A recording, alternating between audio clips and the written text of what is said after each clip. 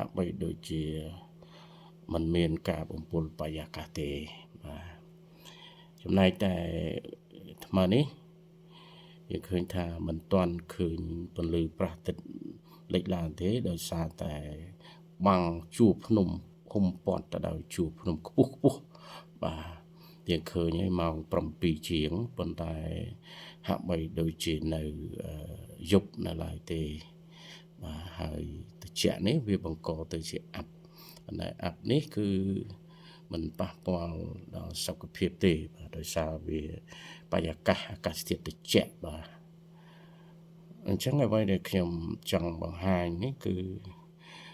មានតែប៉ុណ្្នឹងទេបាទសូមអរគុណសម្រាប់ការតាមដានយកចិត្ត